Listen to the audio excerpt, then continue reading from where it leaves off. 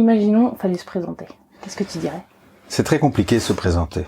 Tu vois, les Grecs, ils disent connais-toi toi-même. Hein, le cheminement d'une vie, c'est ça, se connaître soi-même.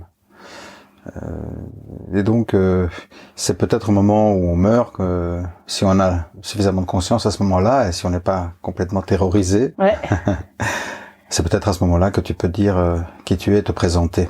Après, quand on parle avec quelqu'un et qu'on lui dit alors, tout de suite, c'est tu fais quoi? Oui. N'est-ce pas? Parce notre cerveau est habitué par notre mythe judéo-chrétien, n'est-ce pas, par leurs actes. Vous les connaîtrez, donc par ce que tu fais, je saurai qui tu es.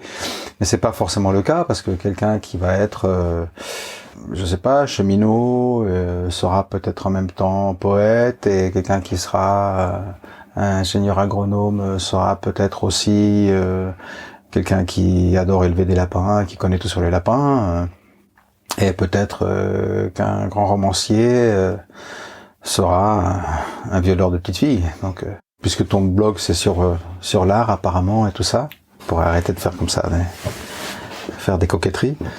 Ma principale occupation c'est d'être acteur. Très longtemps au théâtre, un peu moins au théâtre, mais toujours au théâtre, parce que j'adore le théâtre, j'adore jouer au théâtre, le rapport avec le public, le rapport avec le présent. La quête permanente, c'est de recommencer à chaque fois pour aller plus profond, mais devoir recommencer du même endroit à chaque fois, à escalader la montagne, à chaque fois plus haute, mais toujours du même endroit. C'est toujours neuf, on répète, mais en même temps c'est toujours neuf. J'ai fait du cinéma enfant, au tout début avec mon père qui est réalisateur, entre autres choses, et dans El Topo. J'avais 6 ans et demi. Puis après, j'ai fait d'autres films en Amérique latine, mais voilà, 3-4 autres films. J'ai eu un prix d'interprétation enfantine là-bas au Mexique en 74. Et puis après, j'ai complètement lâché cette idée après que avec mon père, mon père avait le projet de faire Dune, d'adapter Dune au cinéma de Frank Herbert. Je devais jouer le rôle principal, donc j'ai fait un entraînement de 2 ans pour le faire. Finalement, le film s'est pas fait. Et au moment où le film s'est pas fait, d'abord, ma frustration personnelle n'avait rien à voir avec celle de mon père qui menait le projet.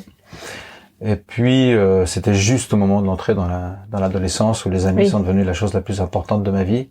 Bah oui, forcément. Et donc, à ce moment-là, je voulais être vétérinaire. Et puis après, j'ai voulu être pilote d'avion. Puis après, j'ai fait des études de psychologie. Enfin, j'ai commencé des études de psycho à la fac de Nanterre pour être pédopsychiatre. Mais comme le hasard m'a mené dans un cours de théâtre où tous mes copains allaient et que ce samedi après-midi, je voulais pas ne pas être avec eux. J'ai été regarder le cours de théâtre et miraculeusement, un élève ne s'est pas présenté. Et le professeur m'a demandé de le remplacer afin qu'il puisse travailler la scène. Il y avait 2-3 mots à dire. Je suis allé sur le plateau et en sortant de là, je me suis dit, mais c'est ça ma vocation. Ouais. C'est là où je veux être. C'est sur scène et c'est à travers les poètes du théâtre que je veux me rencontrer et rencontrer le monde. Voilà, donc ça a tout de suite été le théâtre. Oui, parce que je savais rien. J'étais très ignorant et donc très prétentieux. Et donc j'ai tout de suite voulu passer le concours du conservatoire alors que j'allais jamais au théâtre, j'avais rien lu, je connaissais rien. Bon, allez, on y va. Voilà. Et puis évidemment, j'ai pas été pris. Et puis après, j'étais très vexé parce qu'encore une fois, très prétentieux à cause de mon ignorance. Je me suis dit, ouais, tout ça, bon, à l'institution, blablabla. Moi, j'ai monté ma troupe amateur, et puis voilà. Et puis j'ai monté une troupe amateur. Ouais. Avec mes copains et d'autres. Là, je me suis rendu compte que les gens, en général, ne suivent pas celui qui sait où il va. Ils suivent celui qui dit, on y va! On a un exemple avec, dans la politique, je pense que tout le monde sait à qui je fais référence.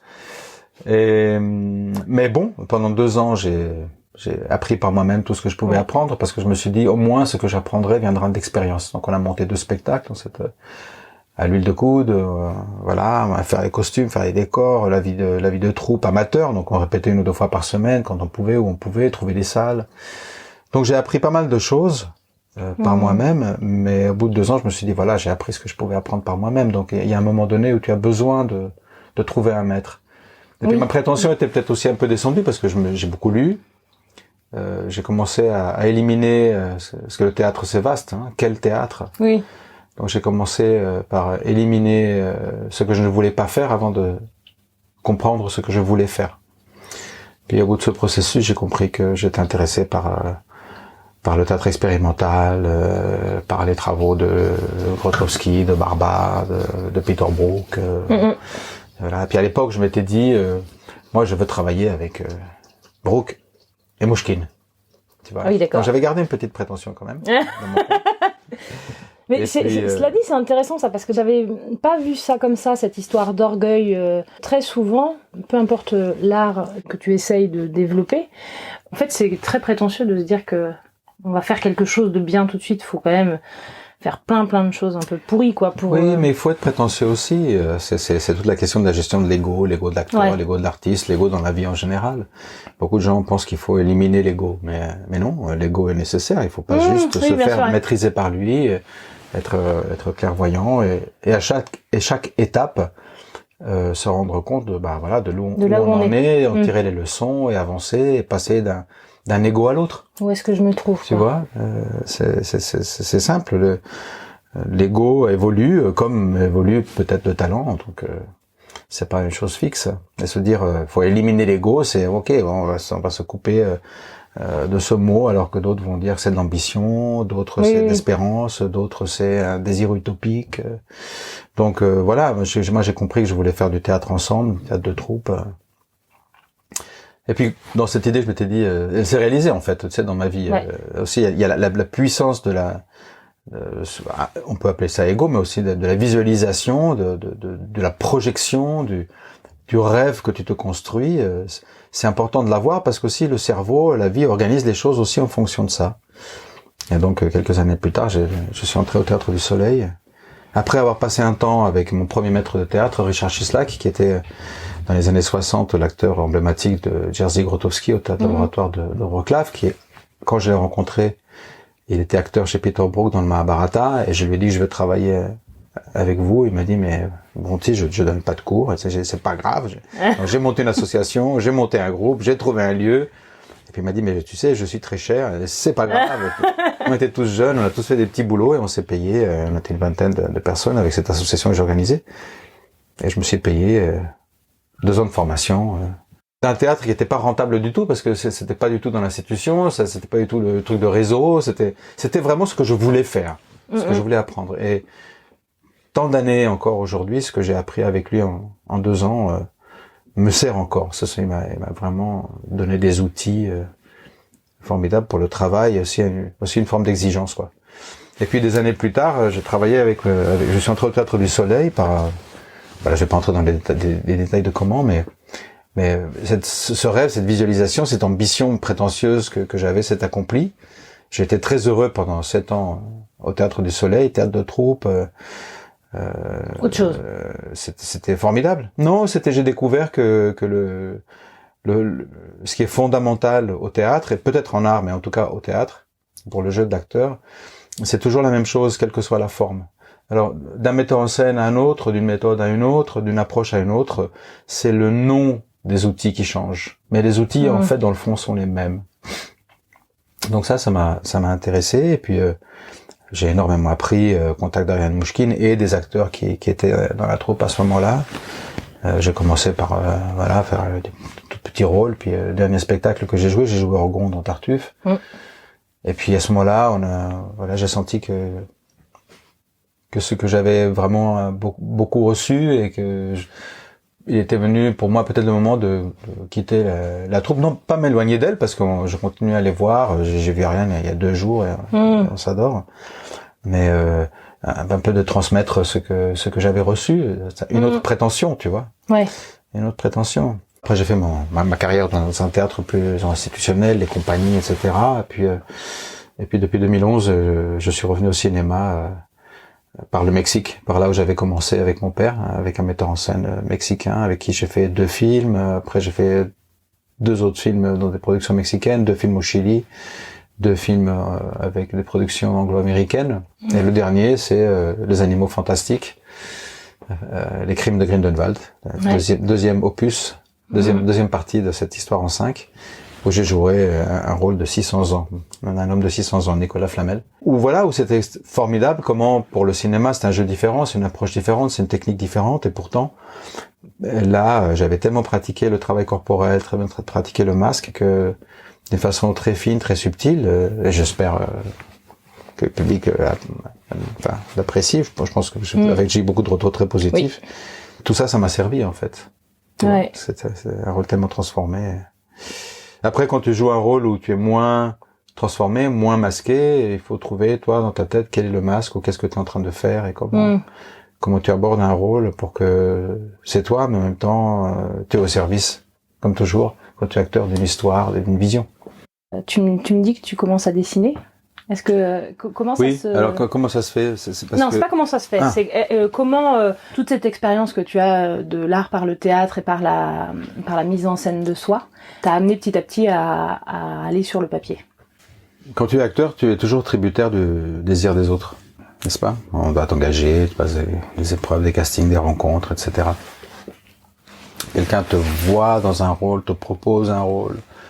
Ou toi-même, tu lis un texte et tu te dis, voilà, cet auteur me demande de le faire. Ouais. Qui sait? Et donc, du coup, c'est très compliqué si tu ne fais que ça. Après, l'être humain se développe par l'exemple. C'est pour ça qu'on marche. Parce qu'on voit des êtres humains marcher autour de nous et à un moment donné, on se dit, je vais marcher. C'est pour ça que le mot cuillère signifie pour toi et moi la même chose, puisque j'ai appris par l'exemple que le son cuillère représente cet objet avec lequel on touille le café, par exemple. Donc, dans ma vie, j'ai l'exemple de mes parents, tout bêtement. Mon père est un artiste à 90 ans qui continue à produire et à faire. Il a fait du cinéma, il a fait de la marionnette, il a fait du théâtre, il a écrit des romans, de la poésie, il a scénarisé de bande dessinée, il a été directeur d'un journal au Mexique. Enfin, toute sa vie, par différents médias, disons, il a raconté des histoires. Ma mère était actrice aussi quand je suis né. D'ailleurs, à 5 ans et demi, elle m'avait emmené en Pologne parce qu'elle est partie travailler 6 mois au théâtre laboratoire de Jerzy Grotowski à Wrocław. Et j'étais là en train à 5 ans, tu vois, dans les pattes de tous ces acteurs qui faisaient leurs exercices, leur training et tout. Et ce qui était incroyable, c'est que j'ai complètement oublié cet épisode et que quand j'ai cherché un maître, j'étais justement cherché Richard Chislak, qui était l'acteur emblématique du théâtre laboratoire de Wrocław, qui, au bout d'1 an de travail, m'a dit, mais tu me fais penser à quelqu'un, Bernadette Landru, une actrice qui était avec nous. J'ai dit, mais c'était ma mère. Elle m'a dit, c'est toi l'enfant qui était là à 5 ans. Incroyable. Donc tu vois la force de l'inconscient, quoi. C'est incroyable. J'ai été chercher juste là.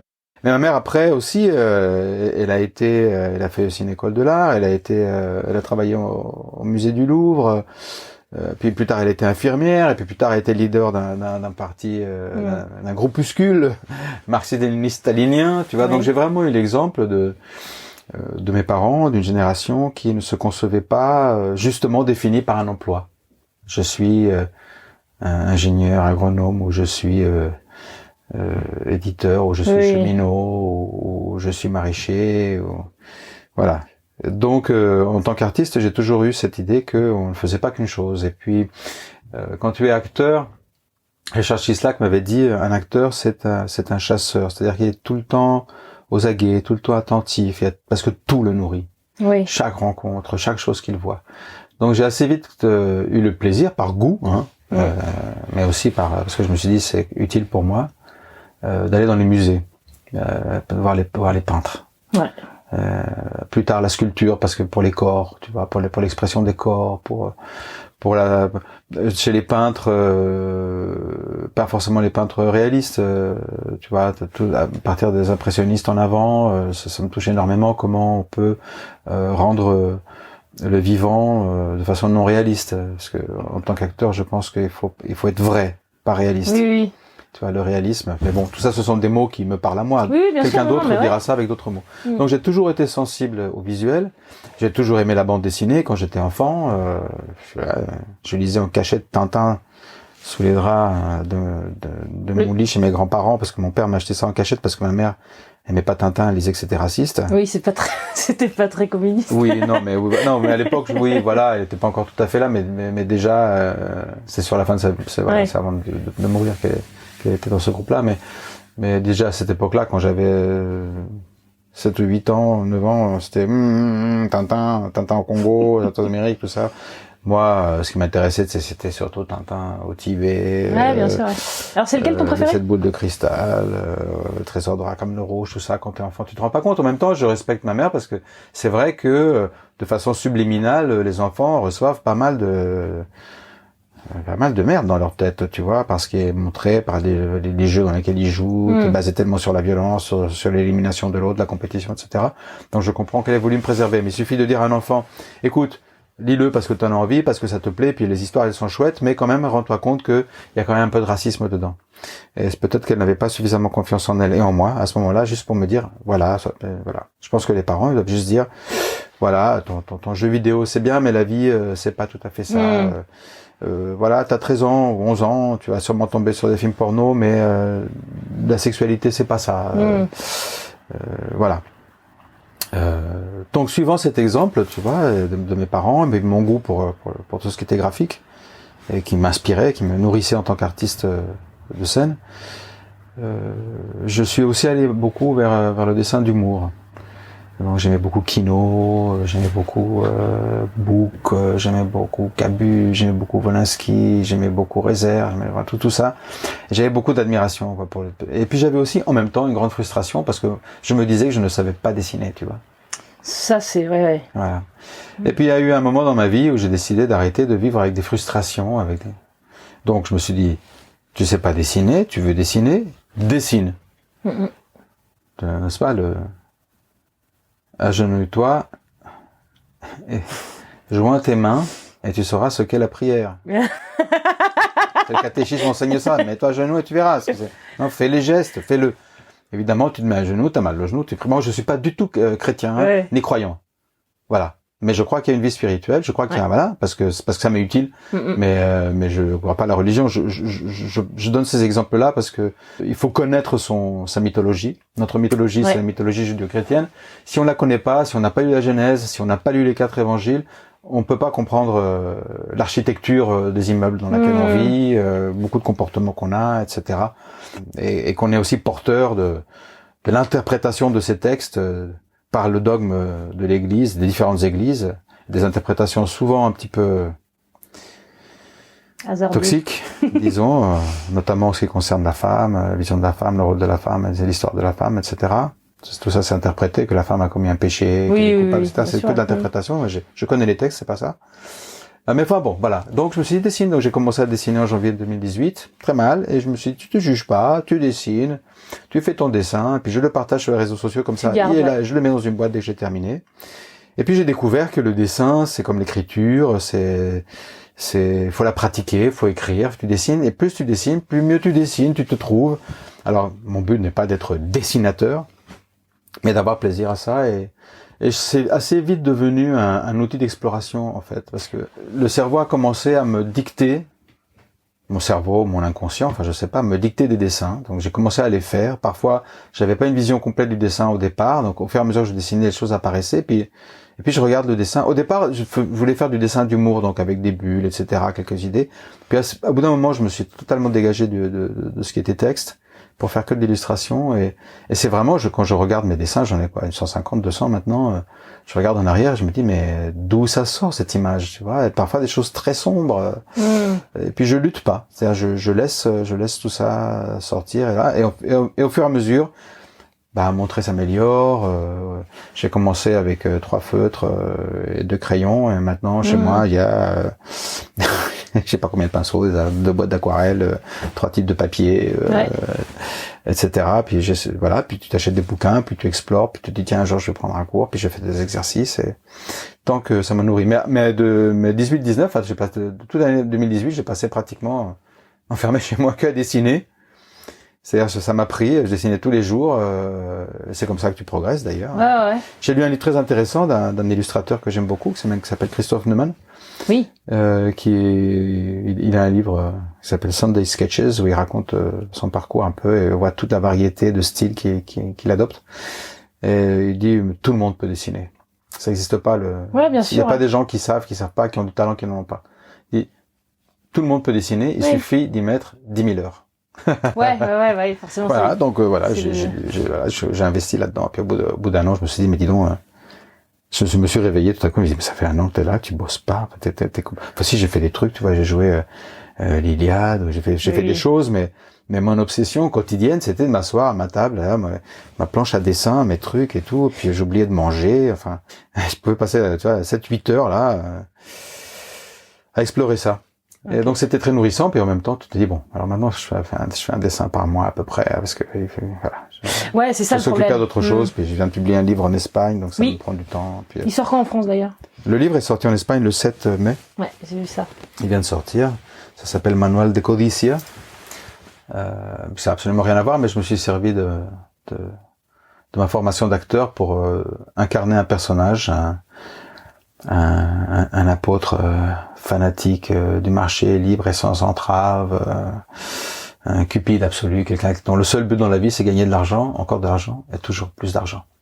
Et donc c'est 365 clés ou conseils sur l'argent, la vente, le marketing, l'entreprise, l'économie politique. Et c'est un livre de sarcasme assez marrant, d'aphorismes plus ou moins longs. Plus ou moins à propos avec ces ils sont tous ils sont tous certifiés normes internationales. Ils sont tous basés sur du vrai, sur du réel. Il y a pas de fantaisie. Mais c'est pris à l'envers. Le tout premier que j'ai écrit, le livre est en espagnol hein, pour l'instant, donc je le traduis. C'est une bonne affaire, c'est de vendre aux pauvres en leur faisant croire qu'acheter les rendra riches. Ouais. Voilà. Et c'est parti. C'est ce ton-là, tu vois. Mais voilà, et puis ce personnage, voilà. Donc j'ai fait un compte Twitter à son nom, Hammer Klume. Ok. H-A-2-M-E-R-C-L-U-M-E-R. Okay. M-E. Mais bon, c'est en espagnol.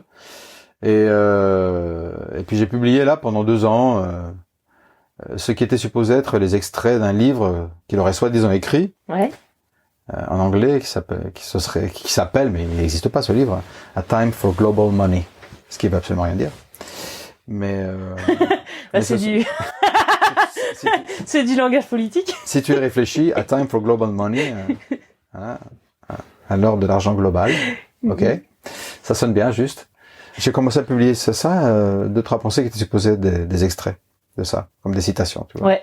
Et puis bon, il y a plus de 20 000 personnes qui suivent ce compte. Ouais, c'est ce que j'allais dire, ouais. Qui ont maintenant compris que c'est moi parce que voilà, au bout de 2 ans, j'ai commencé à dire que c'était moi et tout. Donc il y a des gens qui étaient c'est pas possible parce que bon, tu vois, avec mon nom de famille et puis mon parcours, je suis identifié à d'autres choses que des choses sur le marketing et l'économie, tu vois. Donc c'était un peu ça l'idée aussi, hein, de pas mélanger les choses.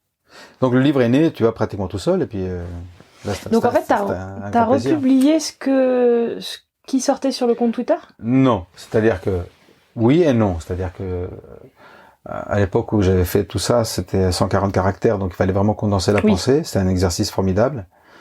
Mais en même temps, j'adore les aphorismes. Hein. La Rochefoucauld, Kafka, les aphorismes de Groucho Marx.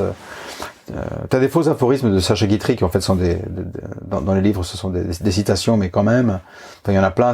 L'aphorisme est une forme de pensée poétique. Tu dois tout réduire à l'essentiel, tu vois. Mais en même temps, au bout de 2 ans, 3 ans, parce que j'ai écrit sur mon propre compte Twitter aussi les pensées que je pouvais tirer de mon expérience personnelle, et pas des pensées que tu recraches comme ça, comme des évidences, alors que tu les as pas mis à l'épreuve du réel. Au bout d'un moment, ton cerveau se met à penser par aphorisme, tu vois, puis un jour, je me suis dit, mais en même temps, tu peux pas réduire la pensée à 140 caractères. C'est aussi le petit danger de tous ces Twitter, de tous ces machins. Hein. C'est-à-dire qu'on pense en 2 phrases. Alors que la pensée, sa beauté est qu'elle est plus complexe, qu'elle est plus riche. Donc du coup, pour le livre, je me suis libéré de ce carcan. Donc certains sont restés tels quels, des conseils, c'est 2 lignes, tu vois. Et d'autres sont développés, je les ai augmentés, j'ai créé des nouvelles choses qui rentraient pas dans ce format-là. Donc voilà, si on veut pas acheter le livre, on peut passer une journée à descendre la timeline. Enfin maintenant, on n'arrive plus à tout voir, mais enfin une partie des timelines d'Hammer Klume, mais le livre est différent, il est structuré aussi par chapitre, il y a une évolution. On parle de parler que de l'argent, donc c'est vraiment la philosophie de ce personnage. Puis il passe au marketing, comment manipuler les autres, puis la vente qui est déjà une relation physique à l'autre, puis l'entreprise, les relations dans l'entreprise, comment manipuler, comment exploiter ses employés correctement. Et c'est déjà un peu plus long. Et puis à la fin, l'économie politique. Donc le livre, voilà. Donc le fil conducteur, c'est l'humour, et puis il va en s'ouvrant. Mais bon, j'espère qu'un jour le livre sortira en France. Quand à un moment donné, j'ai composé le bouquin sous une autre forme, plus court. Je l'ai proposé à quelques éditeurs, ça les intéressait pas à ce moment-là. L'édition en Espagne était en crise. Un livre de tweets, c'est pas un livre de tweets, mais bon, voilà, ok. Et comme dans ma démarche de ne pas accepter de vivre frustré, moi je voulais juste qu'il soit quelque part, donc je l'ai publié sur Kindle, sur Amazon. Et puis j'en ai vendu 200 à peu près, tranquille. Voilà. Ouais. En plus, j'avais même pas mis mon nom au départ sur le bouquin, qui aurait pu servir, disons, comme tu vois, pour attirer l'attention. Et puis là, il a été remarqué par un éditeur qui m'a proposé de faire l'édition papier. Et puis après, c'était un processus un petit peu long. C'était un autre éditeur après qui m'a fait une meilleure proposition et plus rapide. Mais avec lequel du coup je lui ai dit écoute, à ce moment-là, puisque le livre était sorti sur Amazon, donc je vais le retirer d'Amazon, mais il y a des gens qui l'ont déjà acheté, donc je vais pas remettre le même, on va le retravailler, je vais le faire plus long. Donc voilà, lui était ravi parce que le livre est pas très gros, hein, ça fait 120 pages et ça se lit mais vraiment tranquillement, comme c'est des toutes petites c'est des demi-pages, c'est des quarts de page, c'est des phrases, donc tu le lis dans le métro, dans le train, dans l'avion, dans la rue, aux toilettes. C'est vraiment un livre très très agréable à lire et facile, puis il est drôle. Donc lui il était content que je la rallonge. Et puis, voilà, puis le bouquin est sorti. Avec cet éditeur-là, ça a mis 3 mois. Hein. Ah oui, d'accord.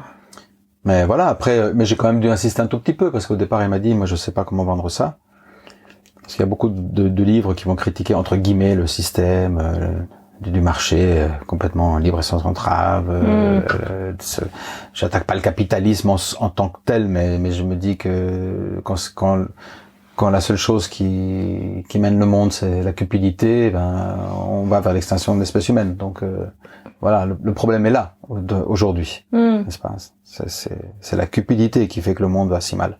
Parce qu'on pourrait très bien oui, celui qui est entrepreneur, oui, celui qui a l'idée, oui, celui qui met en marche, oui, celui qui dit on y va, c'est normal qu'il soit rémunéré, c'est normal qu'il a investi, etc. Mais on voit dans notre système économique mondial qu'il y a des conséquences sur notre vie quotidienne que ce qui va pas, c'est que c'est la patte du gain, encore plus de gains, toujours plus de gains, et que ça devient complètement absurde. Il y a des fortunes qui sont absurdes, c'est-à-dire que ces personnes n'auront pas assez d'une vie pour dépenser ce qu'elles ont, ni leurs enfants, ni leurs petits-enfants, ni leurs arrière-petits-enfants. Mais voilà, une espèce de course complètement dingue qui fait qu'une entreprise qui marche avec un produit qui se vend, parce que tel hedge fund veut donner plus de dividendes à ses actionnaires, va la fermer, va la déplacer, va la faire grossir artificiellement, et du coup elle pourra pas suivre la cadence, et donc du coup tu vas avoir 500 personnes qui vont pas comprendre pourquoi elles se retrouvent sans travail et sans possibilité de retrouver un travail parce que toute la région est sinistrée. Ça vient pas du désir d'entreprendre, ça vient pas du marché en tant que tel. L'être humain a toujours marchandé, a toujours échangé, a toujours... mais tu vois, un objet qui était destiné pour faciliter l'échange des matières est devenu une matière d'échange. L'argent. Puis il n'y a plus de limite. Et du coup, voilà. Donc voilà. Donc il y a beaucoup de livres qui parlent de ça. Hein. En tout cas en France, moi, j'ai vu qu'il y a beaucoup de livres qui sont des cris d'alarme, qui attirent l'attention sur ce qui se passe. Certains sont plus anticapitalistes que d'autres, enfin quand même. Mais donc je me dis, j'ai pas besoin de faire un livre comme ça, d'autant plus que je ne suis pas économiste. Faisons plutôt un livre, au contraire, totalement comme si j'adoptais l'état d'esprit de ce personnage-là, de ce Cupide-là, et qu'est-ce qu'il dirait, quels ce seraient ses conseils terribles. Alors les gens l'ont beaucoup aimé parce que c'est très amusant, le méchant est très amusant, surtout si c'est traité avec humour, peut-être que ça permet à chacun de canaliser son propre démon là-dedans. Finalement, t'as mis en tweet les dessins que t'avais envie de faire, presque, parce que la manière dont tu parlais des premiers dessins que t'avais envie de faire, il y avait un peu ce côté-là, quoi. D'humour, de satire et de... Oui, parce que tu sais, c'est ça ce que j'admire. Écoute, Molière, il a voulu se faire descendre quand il a fait Tartuffe. Pourquoi? Parce que au lieu de dire faire une pièce sérieuse, tragique sur les dévots, sur les fanatiques, il s'est moqué d'eux. Il a fait ça à le rire. Et le rire c'est la bombe atomique de la conscience. C'est-à-dire que, tu sais, on m'a raconté que à la faculté de médecine de Téhéran, il y a une plaque à l'entrée écrit interdit de rire.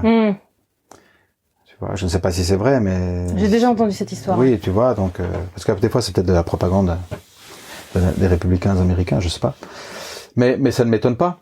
Regarde, Coluche, qui était un comique, quand il s'est dit bon, tout ça va pas, donc maintenant moi je vais me présenter aux élections. Ils ont tremblé, hein. Et ils l'ont persuadé par des menaces de mort, par etc., de ne pas se présenter. Mais parce que voilà, le rire est un instrument de prise de conscience très fort. Et l'art? L'art, c'est autre chose. L'art, c'est comment dire? L'art, c'est quelque chose qui ouvre tes yeux. Et ouvre ton cœur. C'est-à-dire, ouvre tes yeux, ton cœur. C'est quelque chose qui... Parce que l'art, c'est trop général, mais c'est les artistes, tu vois. Quand une œuvre d'art, c'est l'expression d'une vision très personnelle, mais qui est en même temps, qui n'existe que dans le rapport de l'artiste à son œuvre, de l'artiste au spectateur, de l'œuvre au spectateur et du spectateur à lui-même, à travers cette œuvre. Donc c'est vraiment quelque chose qui... c'est un levier d'ouverture. Ouais. D'ouverture. C'est pour ça que l'art officiel est un instrument de fermeture. L'art est réfractaire au dogme. Donc à partir du moment où tu vas le définir, cette définition, elle ne sera vraie que le temps qu'elle t'est utile. Et puis au bout d'un moment, l'art va ruer et te mettre ton derrière dans la boue et te dire tu crois que je suis ça, eh bien je ne suis pas ça. C'est pour ça que je ne peux pas le définir, parce que le définir, c'est anti-artistique. Tu vois? L'art, c'est la liberté. Voilà. Et la liberté, elle est libre même de définition que tu vas lui donner. Et puis une définition, elle ne peut être que ce que toi tu dis aujourd'hui. Enfin, moi je pourrais faire 1000 fois l'expérience. Bon, aujourd'hui, qu'est-ce que c'est que l'art? Tu peux te poser la question, qu'est-ce qu'est mon art? Si tu descends d'une échelle, c'est de dire où j'en suis en tant qu'artiste. Moi. Parce que la question de l'art, je veux dire, qu'est-ce que c'est l'art? C'est encore une forme de prétention, pourquoi pas? Mais la question, c'est où j'en suis. Parce que je me sers toujours de métaphores bibliques, parce que c'est notre mythologie. Dans la Genèse, dans la création, Dieu dit beaucoup de choses à l'homme et à la femme. Enfin, au début, l'homme est mâle et femelle, hein, à l'image de Dieu. C'est pas un monsieur barbu. Il est mâle et femelle en même temps. Et après, ensuite, lui, il sépare le principe mâle et femelle à la toute fin, le 6e jour. Dans le conte de fées. Ouais. Hein. Ça, c'est symbolique. Ce sont des symboles qui structurent notre inconscient. Mais une chose que Dieu dit à l'homme, la première question qu'il lui pose, c'est « Où es-tu » après que tous les deux aient mangé de l'arbre de la connaissance du bien et du mal. Alors, si c'est Dieu, moi si j'accepte le conte de fées, moi je suis un enfant très naïf, me dire bon Dieu c'est Dieu. Hein. Donc, Dieu ne peut pas ne pas savoir où sont Adam et Ève derrière le figuier. Enfin, sinon c'est pas Dieu. Donc ça veut dire que cette question est fondamentale. Il pose cette question. Où es-tu? Où es-tu corporellement, dans ton corps? Où es-tu intellectuellement? Où es-tu émotionnellement? Où es-tu sexuellement, créativement? Où es-tu en tant qu'artiste?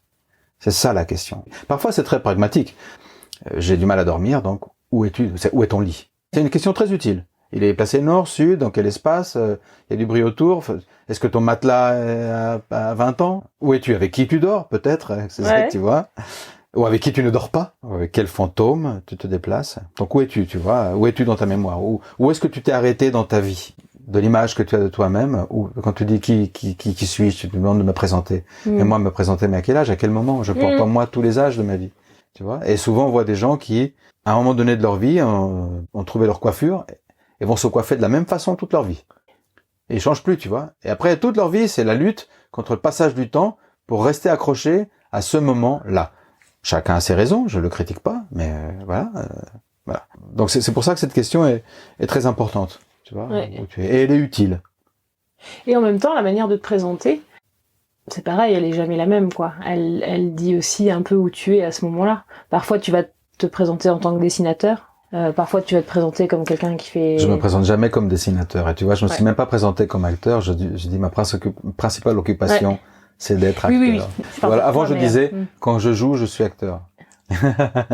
Tu vois. Parce que oui, se définir soi-même, ça m'a toujours semblé une chose un petit peu qui demandait une longue conversation. Dans le fond, tout ce que je t'ai raconté depuis qu'on a commencé à discuter, je suis en train de te dire à peu près qui je suis à ce moment-ci présent. Mais même dans les choses que je t'ai racontées, il y a des choses que j'ai déjà racontées et que je pense depuis un certain nombre d'années. Ouais. Et je me rends compte que je suis moi-même où je suis toujours au moment là où j'ai pensé ça. Tu vois, je continue à le répéter comme un perroquet, tu vois. Mais parce que ça m'est toujours utile, en fait. Est-ce que tu te souviens, le dernier jaillissement poétique que t'aies vu, juste ça? Est-ce que tu te souviens? C'est-à-dire que j'écris des poèmes aussi. C'est vrai? Oui. Donc c'était il y a pas si longtemps alors. Non, ça fait, si, il y a eu un moment donné, tu vois, comme avec les tweets, comme avec le dessin, il y a un moment donné où je me disais, faut que j'écrive, j'ai envie, écrire un poème par jour. Je le prenais comme une sorte d'hygiène, tu vois, on se brosse les dents tous les jours, plusieurs fois par jour, je disais, il faut, voilà, la poésie, je trouve, c'est vraiment une activité, tellement désintéressée, personne la lit, puis j'ai beaucoup moins l'intention de la publier, mais c'est un tel travail comme ça d'arriver à l'essentiel et de trouver une expression métaphorique, que les mots rayonnent, comme en anglais, tu sais, les mots ont plusieurs sens, donc en français aussi, moi j'écris en espagnol aussi, donc bon, c'est un peu différent. Donc, mais ça doit faire un mois ou deux que j'ai dû écrire un petit poème. C'est souvent ça naît avec une phrase. Ça naît avec un mot, tu vois. Et puis je m'assois et je sens que voilà. J'essaye, comme je pense nombre d'artistes, d'être en contact avec une part mystérieuse de moi-même que je méconnais. Donc comme s'il y avait une voix à l'intérieur et puis à laquelle j'obéis. Et puis évidemment j'ai mes goûts, j'ai des choses sur lesquelles, et puis j'ai mes règles, tu vois. Je me donne certaines règles. J'essaie d'éviter des mots. Comme l'infini, l'ombre, tout c'est des choses un peu clichés, tu vois. Je me dis bon, tu vas éviter les adjectifs autant que possible parce que c'est trop facile, tu vas de poétiser comme ça. Donc tu te donnes un corset parce que je pense aussi que l'art vient aussi d'une forme de contrainte, que ce soit la contrainte de tes outils. Tu vois, en dessin, j'ai découvert par exemple que le dessin il est fait par le papier aussi, c'est-à-dire selon le papier que tu utilises. Ça, pour les artistes, ceux qui ont déjà plus de pratique, ça va leur sembler vraiment, mais ce gars, il débarque, il invente l'eau tiède. Mais selon le papier que tu utilises, ton dessin sera pas le même, la réaction de l'aquarelle ou de l'encre ne sera pas du tout la même. Et donc, j'ai appris à choisir tel ou tel papier pour faire tel ou tel type de choses, tu vois. Et donc, c'est une forme de contrainte, tu vois, il faut connaître ces contraintes. Et puis, bon... Donc pour la poésie c'est pareil, et puis après tu obéis, tu suis, tu vois, parce que pour moi, comme je me définis pas ni comme poète, ni comme dessinateur, ni comme rien, à chaque fois c'est une exploration.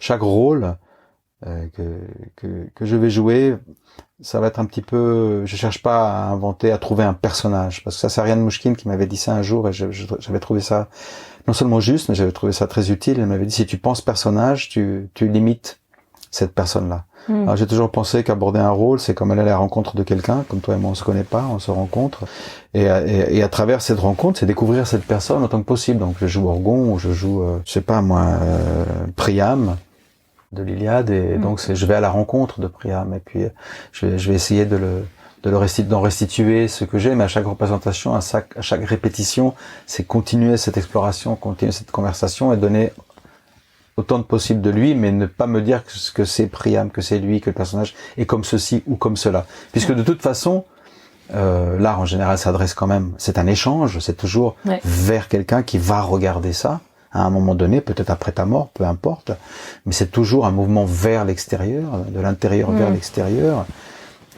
C'est-à-dire d'abord de l'extérieur vers l'intérieur, puis de l'extérieur. C'est un flow, c'est un battement de cœur, c'est un échange. Donc le personnage va aussi être complété par le spectateur. Le tableau, la sculpture, elle va être quelque part. Si c'est une véritable œuvre d'art, elle va être complétée par le regardant, par celui qui la reçoit. Tu vois, l'art c'est une communication. Sinon c'est pas là. Mais c'est une communication par l'affirmation complète de soi. Tu vois, parce qu'il s'agit pas non plus de dire bon, je vais juste tracer 3 lignes, puis ça va vous faire le boulot, parce qu'à ce moment-là, il y a pas. Le spectateur n'a pas lui-même la contrainte, qui est la contrainte formelle de l'artiste, ce que l'artiste formellement lui présente, pour lui-même pouvoir l'investir. Donc la poésie, oui, c'est une activité C'est comme chanter, tu vois. Tous les oiseaux savent chanter. Il y a pas un merle, il y a pas un rouge-gorge Tous les enfants, qui ne sait pas chanter. Chanter, c'est une chose naturelle pour l'être humain. Et pourtant, il y a tellement de gens qui ne savent pas chanter, enfin, entre guillemets, qui se disent qu'ils ne savent pas chanter, qui chantent faux, etc. Comme on se dit qu'on sait pas dessiner, d'ailleurs. Comme on dit qu'on sait pas dessiner, alors que c'est une chose qui devrait être naturelle. Mais là, ce qu'on voit, c'est l'impact sur notre psyché, et beaucoup de choses se retrouvent dans la voix, etc., du vécu. Nous sommes aussi des êtres culturels, et nous nous formons dans l'échange avec... On est des êtres sociaux. Donc, sans toi, je ne suis pas. J'ai besoin de toi pour advenir, tu vois, de l'autre. La vie étant ce qu'elle est aussi, dure, violente, assez primitive encore dans nos rapports. On est marqué par ça, et donc du coup ça se retrouve dans la voix. Mais chanter, c'est une activité qu'on devrait pratiquer tous les jours. Ça fait un bien fou. Ça fait un bien fou chanter. Tu es chez toi, tu sais, le cliché des gens qui chantent dans la douche, c'est parce que c'est l'espace privé, caché, où on n'a pas honte, mais chanter, ça te fait du bien. Chanter, ça fait du bien. Et écrire un poème par jour, ça fait du bien. Dans la mesure où tu ne cherches pas à être applaudi, tu ne cherches pas la reconnaissance, et par extension, l'approbation. Ça aussi le piège, tu vois.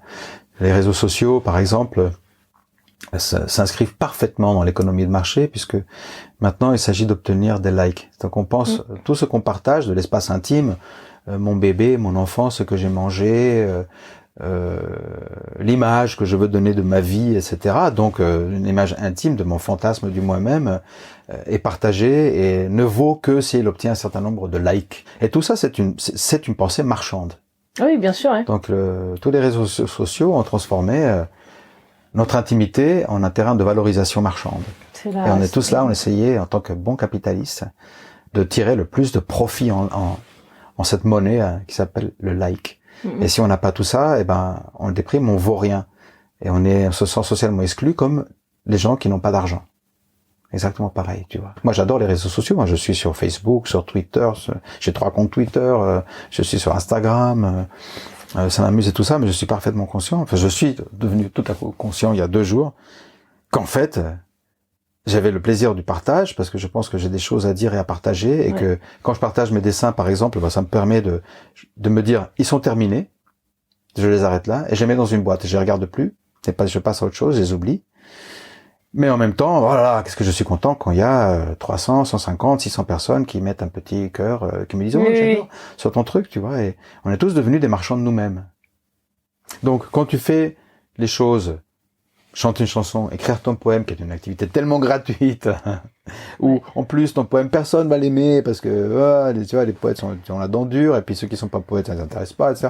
C'est vraiment pour toi, c'est une hygiène de ton âme et tu te découvres à travers ça et c'est merveilleux et c'est vraiment intime, tu vois.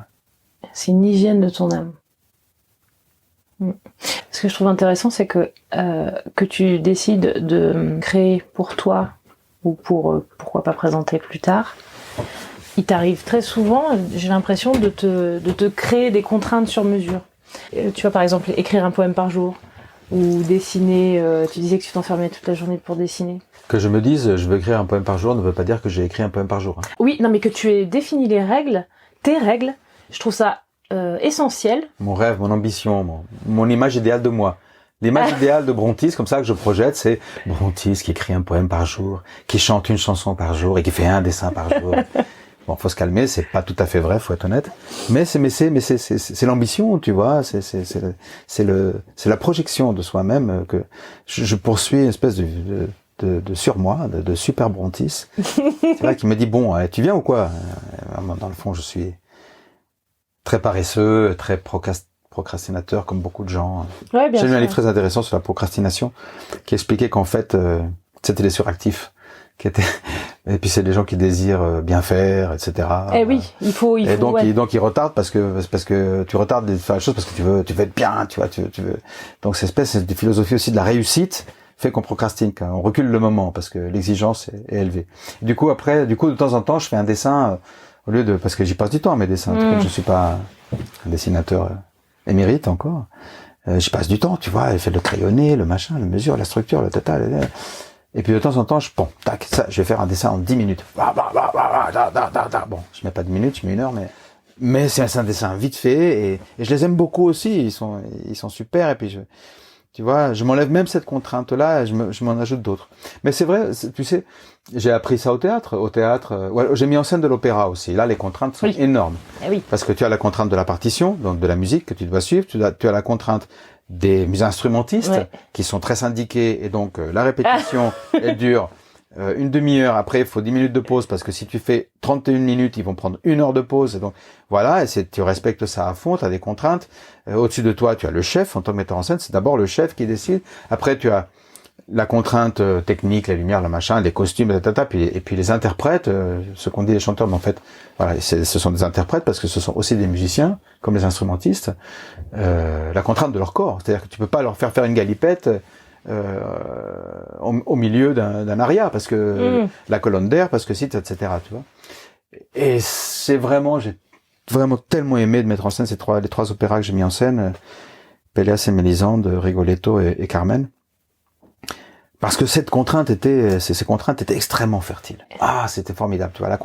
La bonne contrainte, elle est fertile. Donc oui. Et puis de toute façon, tu peux pas, sinon t'es un blob, t'es un magma. Tu vois, l'expression est liquide. Et le liquide a besoin d'un contenant. Parce que pourquoi elle est liquide? Parce qu'elle va adopter, elle va aller, elle va descendre, elle va changer de forme, liquide, glacé, vapeur. Enfin, tu vois. Alors il faut bien qu'elle soit dans un contenant. Ce contenant, c'est la contrainte. Alors la contrainte, c'est pas pour te punir. La contrainte, c'est tout à fait. La contrainte, elle est excitante. Tu vois. Les vers de Molière, les Alexandrins, ou de Corneille, parce que j'ai Corneille aussi dans l'illusion comique, c'est une sacrée contrainte. Et si tu n'entres pas dans les Alexandrins, si tu n'entres pas là-dedans, tu ne touches pas, tu ne touches pas à la source, tu ne bois pas à la source du génie qu'est Molière. Tu vois, ou qui sont Corneille, ou Échille. Échille, c'est le plus grand maître de théâtre que j'ai jamais rencontré. Et il est dur. Il est très, très dur. Ah oui? Il est d'une exigence, Échille, mais voilà, jamais vu ça. Du coup, j'ai l'impression que l'opéra, là, ça a été un super... L'opéra, c'était formidable. Alors, mon rapport à l'opéra, c'est que mon tout premier travail en tant qu'acteur, quand j'avais 18 ans, enfin, une fois que j'avais décidé de faire ça, j'ai été ni sur un plateau, ni sur un écran, c'était pour le lancement du parfum Maxims, et ils avaient engagé une dizaine d'acteurs pour être habillés genre 1900 et se mêler aux gents, à la gentry, pour aller voir un spectacle, c'était Gigi, je crois, aller avec eux dans un bus du début du siècle, puis aller dîner chez Maxims répartis dans les tables pour l'ambiance 1900, tu vois. Et donc à cette soirée chez Maxime, il y avait une chanteuse lyrique qui allait chanter des petites choses de Ravel, etc. Et pendant qu'on se préparait, je cherchais les toilettes à l'étage de chez Maxime et je pousse une porte, j'entre et cette femme est en train de faire ses vocalises. Et avec ses vocalises, je te jure que c'est vrai, elle a fait vibrer mon squelette. Parce que j'avais vu l'opéra à la télévision, ce que tu veux, l'image qu'on en a, les disques, mais là, en direct, tu vois, à 3 mètres d'elle, j'ai vraiment senti mon squelette faire vouh, tu vois. Ça m'a vraiment impressionné. Et donc, quand j'ai eu l'occasion, de nombreuses années plus tard, de travailler sur Péléas et Mélisande pour commencer, je me dis voilà, je peux pas rater ça, c'est formidable. Non, ils sont formidables, les interprètes de l'opéra. Et puis après, cette contrainte de travailler avec la musique, était très belle. J'avais une contrainte économique parce que c'était pas une grande maison d'opéra, c'était le Théâtre musical de Besançon, qui était un lieu très respectable, mais ils n'avaient pas un énorme budget, et donc il faut beaucoup préparer à l'avance. Tu as très peu de temps de répétition avec les interprètes. Tu vois, j'ai eu le luxe, j'ai eu 10 jours avec des interprètes qui étaient tous vraiment, enfin, tu vois, Amel Bremgello, Pierre-Yves Pruvot, enfin, d'autres plus tard, j'ai travaillé avec Ludovic Tézier, enfin, sur Rigoletto, qui sont vraiment des très grands interprètes.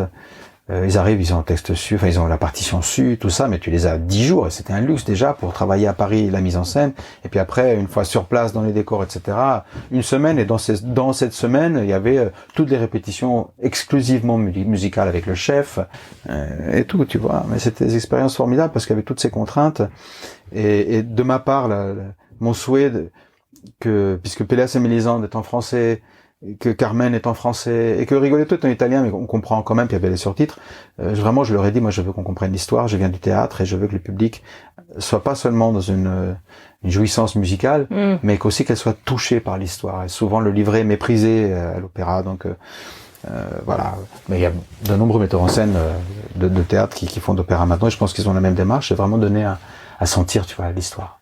Mais moi, je voulais pas faire de quelque chose de spectaculaire, enfin, dans le sens gros trucs, gros décors, etc. Parce que j'aime disons, j'ai une démarche un petit peu entre guillemets brechtienne, tu vois, j'aime aller à l'essentiel et laisser l'imagination travailler. Donc c'était vraiment un travail sur la diction du texte, l'articulation des mots dans la musique. Et donc c'était une contrainte pour eux qui les a beaucoup excités, ça leur a beaucoup plu. Bon, voilà, je dois le dire. Chaque équipe a beaucoup aimé travailler avec moi parce qu'on explorait l'histoire et du coup émotionnellement ça chargeait leur champ. Et puis le retour du public était formidable. Ça, la musique, il y a la parole bien sûr, mais la musique elle va directement au squelette, elle va au corps. Et c'est pas du tout la même chose l'opéra écouté en disque que l'opéra dans un théâtre. Ça n'a pas été fait pour être en disque. La musique d'aujourd'hui, elle est faite pour être écoutée en podcast, en MP3, tout ce que tu veux. L'opéra, est écrit pour être vu sur scène, incarné par des corps au moment présent. Et quand tu le vois là, c'est magnifique, quoi. C'est magnifique. Et c'est un cliché de dire, mais de le dire, mais la musique, c'est le langage universel. Il y a une émotion, une force émotionnelle qui passe là. Et vraiment, c'est quand tu arrives à raconter l'histoire et que les musiciens, tous, orchestres et instrumentistes, sont là, sont au niveau, le chef là, la charge émotionnelle que reçoit le public, ça malaxe son cœur, tu vois. Ça le malaxe. Dans un monde dans lequel se laisser émouvoir est dangereux, n'est-ce pas? Surtout en France, on est plutôt dans l'intellect, on n'est pas dans l'émotion parce que être amoureux c'est dangereux, avoir peur c'est dangereux, être ému c'est être vulnérable, tu vois. Alors que là, tu as un espace protégé, qui est l'espace de la métaphore, qui est l'espace de la narration, qui est l'espace de l'histoire, et grâce à la musique, ton cœur est pris par l'émotion, tu vois, une émotion très forte, et il est malaxé. Et je le vois comme une chose vraiment de salubrité publique. Tu sors, et je pense que quand tu as vu un bel opéra, ton cœur a été malaxé, il s'autorise de ressentir, et je pense vraiment que d'une certaine manière, tu es plus à même d'avoir de l'empathie pour ton prochain. Voilà. On approche d'une définition. L'art serait ce qui développe notre capacité d'empathie les uns envers les autres. Serait, j'ai mis au conditionnel. Ouais, et ben ce sera ça pour aujourd'hui. Merci. Merci à toi.